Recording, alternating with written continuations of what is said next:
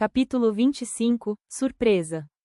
Se alguém de outra vida pudesse materializar-se aos meus olhos, dizia Germano Parreira, em plena sessão no próprio lar, de certo que a minha fé seria maior. Um ser de outro planeta que me obrigasse a pensar. Tanta gente se reporta a visões dessa natureza. Entretanto, semelhantes aparições não passam do cérebro doentio que as imagina. Quero algo de evidente e palpável. Creio estarmos no tempo da elucidação positiva. Ouvindo-o, o irmão Bernardo, mentor espiritual da reunião, que senhoreava as energias mediúnicas, aventou, sorridente: você deseja, então, espetacular manifestação de cima. Alguém que caia das nuvens à feição de um paraquedista do espaço, em trajes fantasmagóricos, usando idioma incompreensível, um itinerante de outras constelações, cuja inopinada presença talvez ocasionasse enorme porção de mal, ao invés do bem que deveria trazer. Não, não é tanta a exigência, aduziu Parreira, desapontado. Bastaria um ser materializado na forma humana, sem a descida visível do firmamento. Não será preciso que essa ou aquela entidade se converta em bólide para acentuar minha convicção. Poderia surgir em nossa intimidade doméstica, sem qualquer passe de mágica, revelando-se no lar fechado em que antes não existia, amostra-se igual a nós outros, sendo, contudo, estranhos ao nosso conhecimento. No entanto, sabe você que toda concessão envolve deveres justos. Um espírito, para materializar-se na Terra, solicita meios e condições. Imaginemos que a iniciativa transformasse o hóspede suspirado numa criatura doente e débil, requisitando cuidado, até que pudesse exprimir-se com segurança. Incumbir-se-ia você de auxiliar o estrangeiro, acalentando-o com tolerância e bondade, até que venha a revelar-se de todo. Estaria disposto a sofrer-lhe as reclamações e as necessidades, até que se externe, robusto e forte? Oh, isso mesmo, perfeitamente, gritou Parreira, maravilhado. Contemplar um espírito assim, de modo insofismável, sem que eu lhe explique a existência no mecanismo oculto, consolidaria, sem dúvida, a riqueza de minha fé na imortalidade. Isso é tudo, tudo. Bernardo sorriu, filosoficamente, e acrescentou: mas, Parreira, isso é acontecimento de todo dia e tal manifestação é recente sob o teto que nos acolhe. Ainda agora, na quinzena passada, você recebeu semelhante bênção, assilando no próprio lar um viajante de outras esferas, com a obrigação de ajudá-lo até que se enuncie sem vacilação de qualquer espécie.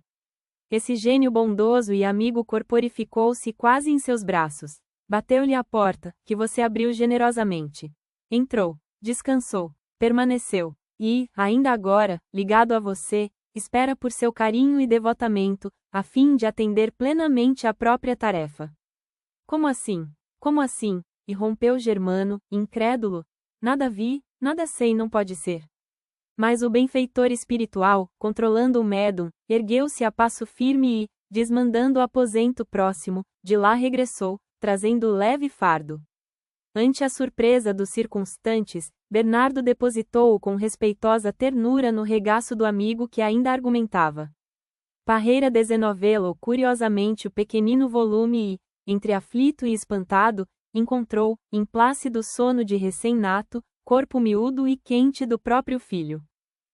Capítulo 26 – O segredo da juventude. Formoso anjo da justiça, na balança do tempo, recebia pequena multidão de espíritos recém-desencarnados na terra. Eram todos eles pessoas maduras, em torno das quais o ministro da lei deveria emitir um juízo rápido, como introdução à mais ampla análise, assim como um magistrado terreno que, na fase inicial de um processo, pode formular um despacho saneador. Velhos gotosos e dementados, abatidos e caquéticos, demonstrando evidentes sinais de angústia, congregavam-se ali, guardando os característicos das enfermidades que lhes haviam marcado o corpo. Muitos choravam à feição de crianças medrosas, outros comprimiam o coração com a destra enrijecida, ao passo que outros muitos se erguiam com imensa dificuldade, arrastando-se, trêmulos. As sensações da carne ferreteavam-lhes o íntimo, detendo-lhes o ser nas amargas recordações que traziam do mundo. Conduzidos a exame, sob a custódia de benfeitores abnegados, acusavam essa ou aquela diferença para melhor, recebendo uma folha explicativa para o início das novas tarefas que os aguardavam no plano espiritual. Agora, era um psicopata recobrando a lucidez. Depois, era um hemiplégico retomando o equilíbrio. Entretanto, os traços da velhice corpórea perseveravam quase intactos, de certo, longo tempo na vida nova para serem devidamente desintegrados. Em derradeiro lugar, no entanto, aproximou-se do anjo pobre velhinha, humilde e triste. Os cabelos de prata e as rugas que lhe desfiguravam o rosto denunciavam-lhe aproximadamente 80 anos de luta física. Trazida, contudo, à grande balança, oh, divina surpresa! De anotação em anotação, fazia-se mais jovem, até que, abençoada pelo sorriso do aferidor angélico, a estranha anciã converteu-se em bela menina e moça, nos 20 anos primaveres. Toda a assembleia vibrou de felicidade, ante o quadro inesquecível. Intrigado, abeirei-me de antigo orientador e perguntei pela razão da inesperada metamorfose. O esclarecido mentor pediu a ficha da celestial criatura, para socorro de minha ignorância, e, na folha branca e leve, pude ler, admirado, nome, Leocádia Silva. Profissão, educadora. Existência terrestre 701.280 horas. Aplicação das horas. Serviço de autoassistência para a justa garantia no campo da evolução. Mocidade laboriosa, 175.200 horas. 2 Magistério digno, 65.700 horas. 3 Alimentação e higiene, 43.800 horas. 4 Estudo proveitoso e atividades religiosas, 41.900 horas. 5 Repouso necessário ao refazimento, 109.500 horas e dos serviços extras, completamente gratuito, em favor do próximo. Devotamento aos necessitados, 85.100 horas. 2 Movimentação fraterna em missões de auxílio, 32.840 horas. 3 Noites de vigília em solidariedade aos enfermos, 33.000 horas. 4 Conversação sadia no amparo moral genuíno, 54.750 horas. 5 Variadas tarefas de caridade, 59.490 horas. Com total de horas de 701.280. Compreendeu? Disse-me o orientador, sorridente. E, ante o meu insopitável assombro, concluiu: quem dá o seu próprio tempo, a benefício dos outros, não conta tempo na própria idade no sentido de envelhecer. Leocádia cedeu todas as suas horas disponíveis no socorro aos irmãos do mundo. Os dias não lhe pesam, assim, sobre os ombros da alma. Meu interlocutor afastou-se, lépido, para felicitar a heroína, e, contemplando, enlevado, o semblante radioso do mensageiro sublime que presidia a grande reunião, compreendi o motivo pelo qual os anjos do amor divino revelam em si a suprema beleza da juventude eterna. Capítulo 27, Na Vinha do Senhor. Instalado na casa modesta que seria, mais tarde, em Jerusalém, o primeiro santuário dos apóstolos, Simão Pedro refletia. Recordava a Jesus, em torno de quem havia sempre abençoado trabalho a fazer. Queria a ação, suspirava por tarefas a realizar e, por isso, orava com fervor. Quando mais ardentes se lhe derramavam as lágrimas, com as quais suplicava do céu a graça de servir, eis que o Mestre lhe surge à frente, tão compassivo e sereno como nos dias inolvidáveis em que se banhavam juntos na mesma luz das margens do Tiberíades. Senhor, implorou Simão, aspiro a estender-te as bênçãos gloriosas. Deixei o lago para seguir-te. Disseste que nos farias pescadores de almas. Quero testemunhar a divina missão do teu evangelho de amor e luz. E porque o celeste visitante estivesse a fitá-lo em silêncio, Pedro acrescentou com a voz encharcada de pranto: quando enviarás teu serviço às nossas mãos? Entreabriram-se de manso os lábios divinos e o apóstolo escutou, enquanto Jesus se fazia novamente invisível: amanhã, amanhã. O antigo pescador, mais encorajado, esperou o dia seguinte. Aguardando o mandato do eterno benfeitor, devotou-se à limpeza doméstica, desde o nascer do sol, enfeitando a sala singela com rosas orvalhadas do amanhecer. Enlevado em doce expectativa, justamente quando se dispunha à refeição matutina, ensurdecedora algazarra atinge-lhe os ouvidos. A porta singela, sob murros violentos, Deixa passar um homem seminu, de angustiada expressão, enquanto lá fora bramem soldados e populares, sitiando o reduto. O recém-chegado contempla Simão e roga-lhe socorro. Tem lágrimas nos olhos e o coração lhe bate descompassado no peito. O anfitrião reconhece-lo. É Joachas, o malfeitor. De longo tempo, vem sendo procurado pelos agentes da ordem. Exasperado, Pedro responde, firme, socorrer-te por quê? Não passas de ladrão com Tomás. E, de ouvidos moucos à rogativa, convoca os varapaus, entregando o infeliz, que, de imediato, foi posto a ferros, a caminho do cárcere. Satisfeito consigo mesmo, o apóstolo colocava a esperança na obra que seria concedido fazer, quando, logo após, perfumada liteira lhe entregou à presença triste mulher de faces maceradas a contrastarem com a seda custosa em que buscava luzir. Pedro identificou-a. Era Júlia, linda grego-romana que em Jerusalém se fazia estranha flor de prazer. Estava doente, cansada, implorava remédio e roteiro espiritual. O dono da casa, porém, gritou resoluto: aqui, não. O teu lugar é na praça pública, onde todos te possam lançar em rosto o desprezo e a ironia. A infortunada criatura afastou-se, enxugando os olhos, e Pedro, contente de si próprio, continuou esperando a missão do dia. Algo aflito, ao entardecer, notou que alguém batia, insistente, à porta. Abriu, pressuroso, caindo-lhe aos pés o corpo inchado de Jarim. O bêbado sistemático, semi-inconsciente, pedia refúgio contra a malta de jovens cruéis que o apedrejavam. Pedro não vacilou. Borracho, infame, vociferou, revoltado, não ofendas o recinto do mestre com o teu vômito. E, quase a pontapés, expulsou-o sem piedade. Caiu a noite imensa sobre a cidade em extrema secura. Desapontado, ao repetir as últimas preces, Simão meditava diante de tocha bruxuleante, quando o mestre querido se destacou da névoa. Ah, Senhor! Clamou Pedro, chorando, aguardei todo o dia, sem que me enviasses a prometida tarefa. Como não? Disse o mestre, em tom de amargura, por 3 vezes roguei-te hoje cooperação sem que me ouvisses. E ante a memória do companheiro que recordava e compreendia tardiamente, Jesus continuou, de manhã, enviei-te Joachas, desventurado irmão nosso mergulhado no crime, que o ajudasses a renovar a própria existência, mas devolveste-o à prisão. Depois do meio-dia, entreguei-te Júnia, pobre irmã dementada e doente, para que a medicasses e esclarecesses, em meu nome. Contudo, condenaste-a ao vilipêndio e ao sarcasmo. À noitinha, mandei-te Jarim, desditoso companheiro que o vício ensandece. No entanto, arremeteste contra ele os próprios pés. Senhor, soluçou o apóstolo, grande é a minha ignorância e eu não sabia. Compadece-te de mim e ajuda-me com a tua orientação. Jesus afagou-lhe a cabeça trêmula e falou, generoso, Pedro, quando quiseres ouvir-me, lembra-te de que o Evangelho tem a minha palavra.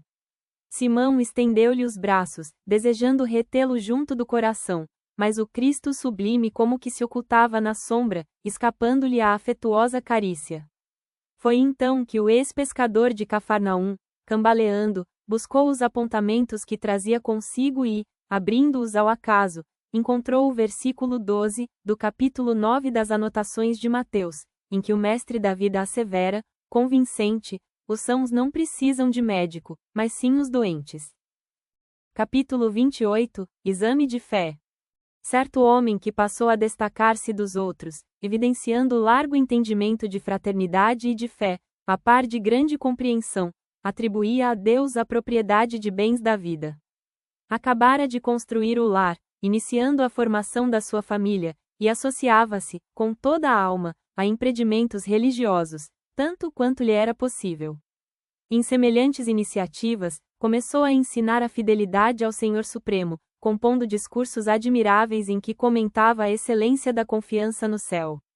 Deus, dizia ele, convicto, Deus é o Criador de todo o universo e, por isso mesmo, é o dono de tudo e de tudo somos simples usufrutuários em seu nome. Almas, constelações e mundos lhe pertencem por toda a parte. Recebemos, por empréstimo santo de sua infinita bondade, o berço em que nascemos, o lar que nos acolhe, as afeições do mundo, o conforto e a alegria. A palavra dele inflamava imenso fervor nos ouvintes, que passavam a refletir com segurança sobre a grandeza do amor divino. E tão grande se fez a sua influência que o Senhor, sensibilizado com tamanhas demonstrações de fé, enviou à terra alguns mensageiros para lhe examinarem a verdadeira posição. Os referidos instrutores começaram permitindo que a maledicência e a calúnia lhe amargassem a vida. O herói da lealdade padeceu golpes terríveis que lhe enodoaram a dignidade, mas atribuiu todos os percalços do caminho a manifestações indiretas da celeste bondade e acabou exclamando, sinceramente: meu nome pertence a Deus. Que Deus seja louvado. Os emissários que o seguiam, observando-lhe a firmeza, deixaram que a perseguição gratuita lhe envolvesse o roteiro. No entanto, o ódio injustificável como que lhe acendrou a confiança. Entre nuvens de sofrimento, o devoto concluiu que o ideal da perfeição é fruto da magnanimidade divina e afirmou, convencido: o bem é obra do Senhor. Louvado seja o Senhor! Os aludidos educadores concordaram em que fosse ele experimentado pela incompreensão e o pupilo da fé se viu envolvido de aflição e ridículo, sentindo-se dilacerado e sozinho no seio do próprio lar. Contudo, reconhecendo que todo apreço e toda estima devem ser erigidos essencialmente ao Criador, asseverou, conformado: toda a glória deve ser dada ao Pai que está nos céus. Louvado seja o Pai que está nos céus! Os examinadores em Lide decidiram que a enfermidade lhe visitasse o corpo, e o amigo da prece foi relegado ao leito em extrema penúria física. Todavia, em meio da própria angústia, reparou que seu corpo era um depósito do Todo-Compassivo e disse, imperturbável: meu corpo é um empréstimo do Todo-Poderoso. Que o Todo-Poderoso seja louvado. Continuaram os enviados celestes no campo da experiência e o homem de fé resistiu valoroso, superando amargura e desolação, tristeza e necessidade. Porque um dia recolhesse ele à presença da morte na pessoa de um dos filhos, acatando, submisso, à vontade celestial, os mensageiros da esfera superior endereçaram ao Pai Sublime, através de canais competentes, conciso relatório sobre a lealdade inflexível do crente valoroso que se encontrava na terra. Logo após, receberam ordem expressa da casa do Senhor para que lhe entregassem grande quantidade de ouro, como suprema prova de obediência. O homem recebeu a dádiva generosa, sob a aparência de um negócio feliz, e entregou-se ao conforto da nova situação. Parecia, anestesiado, quando orava, e ébrio de alegria em todos os movimentos. Decorrido algum tempo, os instrutores espirituais trouxeram-lhe um companheiro em dificuldade, que lhe implorou, humilhado e triste: meu amigo, tenho 4 filhos doentes e venho pedir-lhe em nome de Deus, por empréstimo, algum dinheiro para solucionar meus problemas.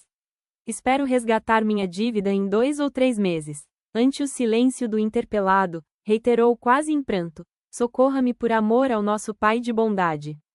Mas, com indisfarçável espanto, os professores divinos ouviram-no dizer, impassível e entediado: não posso, não posso. Meu dinheiro é um patrimônio que custei muito a ganhar.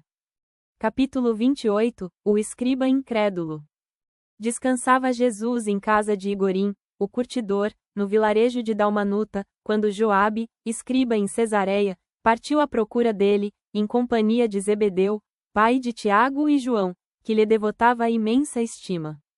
Enquanto caminhava, depois de largada a barca, o amigo da cidade, que jamais contemplara o doce Nazareno, falava compungido de mágoas que sofrera. Sentia-se doente, em suprema revolta. Desejava escutar o verbo do Senhor para certificar-se quanto à própria conduta. Dizia-se crivado de injustiça e calúnia. Permutavam, assim, impressões espontâneas e afetuosas quando o lar de Igorim lhe surgiu pela frente, ao longe. Ao redor do tugúrio, congregavam-se enfermos, avultando, entre eles, um homem maduro e esbelto a gritar, estentórico, e que, guardado à pressa, excluiu-se do quadro, desafiando, assim, a curiosidade de ambos os viajores. No átrio da casa pobre, indaga Zebedeu de uma velha aleijada quem era aquele mísero, e informa-lhe a anciã que se tratava de um louco infeliz à procura do mestre. Nisso, Tiago e Pedro aparecem de chofre e dizem que Jesus pretendia ausentar-se para a prece nos montes. Joabe, ouvindo isto, penetra sozinho pela casa, e encontra em quarto humilde o Cristo generoso, meditando em silêncio. Mestre, clama, chorando, depois de confortado as saudações primeiras, tenho o peito dorido e o pensamento em fogo, humilhado que estou por injúrias atrozes. Feriram-me, Senhor, enodoando-me o nome e furtando-me o pão. Que fazer ante o mal que me ataca, insolente? De que modo portar-me, perante os inimigos que me cobrem de lodo? Perdoa, filho meu, disse o amigo celeste. Senhor, como esquecer malfeitores e ingratos? Anotando-lhe sempre a condição de enfermos. Enfermos? Como assim, se perseguem matando? Não procederiam desse modo se não fossem dementes. Mestre, insistiu Joabe, convém esclarecer que os meus adversários são ladrões perigosos. São, pois, mais infelizes. Infelizes por quê? Se têm casas faustosas e terras florescentes? Todavia, amanhã descerão ao sepulcro, abandonando o furto a mãos que desconhecem. Entretanto, Senhor, sem qualquer razão justa, eles querem prender-me. Não importa, meu filho, pois todo delinquente está preso em si mesmo às algemas da treva. Mestre, ainda assim, espreitam-me igualmente em tocaia sinistra, prelibando-me a morte, todos eles armados de punhais assassinos. Perdoa e ora por eles, disse o Cristo, sereno, porque é da eterna lei que a justiça se faça. Todo aquele que fere será também ferido. O escriba, em desespero, ajuntou lacrimoso: Senhor, estou sozinho, despojado de tudo. Iludiram-me a esposa e roubaram-me os filhos. Acusado sem culpa, o cárcere me espera. Venerei sempre as leis, guardando-lhes os princípios, e toda a minha dor nasce da sombra hostil da infâmia que me cerca. Que fazer, benfeitor, ante as garras da lama? Filho, perdoa sempre, ouvida todo o mal e fez todo o bem, porque somente o bem é luz que não se apaga. Incapaz de conter o assombro que o traía, Joabe esgueirou-se de soslaio, perguntando lá fora aos amigos surpresos: Dizei-me, por favor, onde acharei o Mestre Jesus? Quero Jesus para ouvir-lhe a palavra. O escriba renitente conservava a impressão de ter ouvido o louco que avistara ao chegar àquela casa, e não o próprio Cristo. Capítulo 30 – Candidato à redenção. Integrado nos fluidos conurentes a se lhe derramarem da própria alma, o espírito desditoso, com sede de esquecimento no corpo de carne, pedia em pranto: Senhor, por piedade, concedei-me a graça de renascer no planeta físico. Percebo agora a extensão de meus débitos e a enormidade de meus crimes. Feri vossa lei, espalhando miséria e destruição. E sofro, Senhor, por desleixo meu, o resultado de minha imprevidência delituosa. Trago em minhas entranhas o inferno que acendi em mim mesmo. O benfeitor da eternidade, conduzi-me, de novo, à escola da terra, a fim de que eu possa, por algum tempo, olvidar minhas horrendas feridas. Dai-me o câncer, a lepra ou outra enfermidade, Senhor, em cuja virulência bendita expungirei de meu ser o veneno da culpa. Encarcerai-me num corpo paralítico em cuja armadura ressecada eu consiga olvidar o pretérito, regenerando os meus infelizes pensamentos. Entregai-me às provas da idiotia, em que me redima, detende meu espírito arrependido num leito de chagas terrestres em cujos tormentos acrisole o coração entenebrecido no desespero. Dai-me o aleijão, a cegueira, a epilepsia, a forma torturada, a fome e a nudez, mas ajudai-me a renascer no mundo com a graça do esquecimento. Nisso, quando mais comoventes se lhe faziam as lágrimas, comparece junto dele benemérito amigo espiritual, que lhe diz, bondoso: acalma-te, meu irmão. Tuas súplicas foram ouvidas, a divina bondade conferir-te a nova bênção no campo dos homens. Não precisarás, porém, recorrer à morféia, à imobilidade, ao pênfigo ou à mutilação para o resgate das tuas dívidas. Afirma-nos o Senhor: misericórdia quero, não sacrifício. Voltarás ao mundo em berço acolhedor e servirás ao Espiritismo, com Jesus, na condição de médum amigo da redenção. Aprenderás que o amor cobre a multidão de nossos pecados e afeiçoar-te-ás ao bem de todos, buscando no bem de todos a luz de teu próprio bem. Enlevado com a promessa, o mísero brandou, esperançoso e desafogado: louvada seja a bondade infinita de Deus.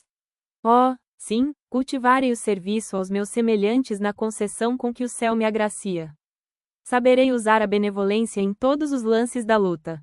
Abraçarei os humildes e compreenderei os orgulhosos para ajudá-los com amor. Tolerarei sem revolta flagelações e calúnias, consagrar-me-ei ao desprendimento das posses materiais. Respirarei na terra, mentalizando a compaixão celeste para saber auxiliar sem recompensa e entender sem exigir. Sim, serei médum e sofrerei amando, como Jesus nos amou. Recolhido a grande hospital de socorro, a breve tempo conseguia habilitar-se para o novo renascimento. Mergulhado em rendas de ilimitado carinho, ressurgiu num corpo abençoado e perfeito, em lar simples e generoso que o acariciou com alegrias puras, qual santuário que o preparasse na direção de uma festa de luz. Foi assim que, alcançando a maioridade corpórea, o candidato ao serviço do bem foi conduzido naturalmente à província de trabalho em que lhe competia a execução dos votos que formulara. Entretanto, ao contato inicial com as bênçãos da tarefa, sentiu que a dúvida e a irritação lhe visitavam o campo íntimo. Em toda parte, surpreendia incompreensão e discórdia, censura e suspeita constantes. Amedrontado perante a luta que se esboçava feroz, pediu, certa feita, numa sessão de fraternidade e intercâmbio, a orientação do benfeitor espiritual que o ajudava no templo espírita em que se lhe cedia vãs esperanças primeiras, e, tão logo saudado pelo instrutor, rogou compungidamente. Que fazer, meu amigo, diante das sombras que me entravam os movimentos? Perdoa e ajuda, meu filho, respondeu-lhe o mensageiro benevolente. E quando alguém me crive de calúnia e maldade? Ajuda e perdoa para que a luz do entendimento se faça vitoriosa. E a desconfiança? Como agir perante as criaturas que me experimentam com aspereza e sarcasmo? Perdoa e ajuda, aguardando o tempo. E as pessoas cruéis que me procuram, tocadas de más intenções, à maneira do animal que se sacia nas águas de um poço, agitando o lodo que lhe dorme no seio. Ajuda e perdoa para que se renovem um dia. Sofro com as mistificações que, por vezes, me assaltam. Como proceder diante daqueles que me ensombram a inspiração, compelindo-me ao desencanto? Perdoa e ajuda sem repousar, recebendo em tais lições do caminho o justo apelo à tua construção de humildade. De quando em quando, a mistificação auxiliar-te a entender que os talentos do alto não te pertencem, ensinando-te o respeito ante a bondade celestial. Vejo-me cercado pela exigência daqueles que me interpretam à conta de malfeitor, solicitando-me as horas para o resvaladouro do crime. Como tratá-los na rota de minha fé? Perdoa e ajuda sempre. Mas de que modo agir com ignorantes e ingratos, com as raposas da astúcia e com os lobos da crueldade que pretendem senhorear minhas forças? Ajuda e perdoa constantemente. Ainda mesmo quando não me desculpem as fraquezas e não me auxiliem na solução das próprias necessidades? Sim, meu filho, acentuou o benfeitor, é imprescindível ajudar e perdoar sem descanso. Levantou-se o consulente para a despedida, e após o encerramento da reunião, com fervorosa prece, o candidato à mediunidade que pedira o câncer e a lepra, a cegueira e a mutilação, a paralisia e o infortúnio, para ressarcir o passado delituoso, retirou-se da casa e ninguém mais o viu.